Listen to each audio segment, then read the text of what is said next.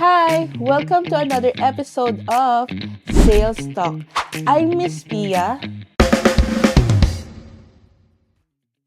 one of Interior Decorator here at Excellent Home Decor. Today, we're answering one of the most common questions we get from our clients. Miss, ano nga bang ibig sabihin ng requirements? Alam naming minsan nakakagulat yung tanong na yon, especially if first time mong mag-i-inquire. Baka iniisip mo, requirements? Parang job application? Don't worry, that's exactly what we're here to explain today. Kapag tinatanong namin kung may requirements ka na, ang ibig sabihin namin ay ano ang gusto mong ipagawa. Requirements are simply your needs and wants for your space. Gusto mo ba ng curtains? Kailangan mo ba ng modular cabinet para sa kitchen? Bedroom? Or living area mo? Plan mo bang magpa-interior fit-out ng condo or office mo? Hindi siya technical.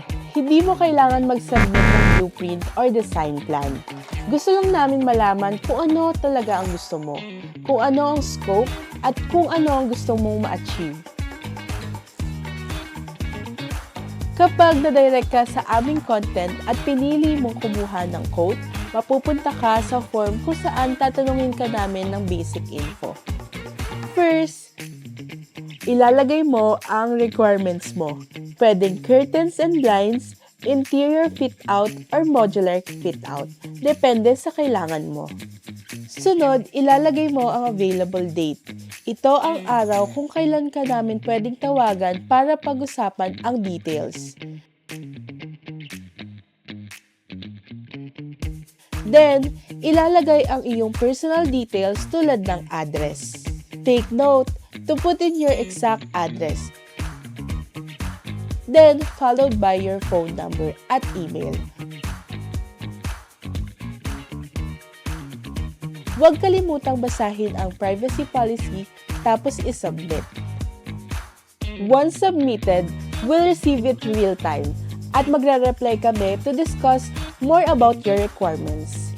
If you directly message us naman at hindi dumaan via one of our contents, we'll ask you about your requirements. We'll directly ask you kung anong gusto mong ipagawa. Kung hindi ka pa sure sa details, that's totally fine. Just tell us what you have in mind and we'll help you to figure it out. Kapag klaro ang requirements from the start, mas mabilis ang proseso. Mas madali kami makakapag-recommend ng fabric, layout, materials, or design. Mas accurate ang quotation at hindi sayang ang oras mo na back and forth. So next time na tatanungin ka namin, may requirements ka na po ba? Now you know what to answer. It simply means ano ang gusto mong ipa-design, ipagawa, o ipa-improve sa space mo. Curtains man yan, modular cabinets, office setup, or full interior makeover, just message us at Excellent Home Decor and we'll help you with your requirements. We'll help you every step of the way from planning to execution. Ayan, sana ay may natutunan kayo today sa mga na-share ko sa inyo. Don't forget to tune in next week para sa another episode of Sales Talk. Bye-bye!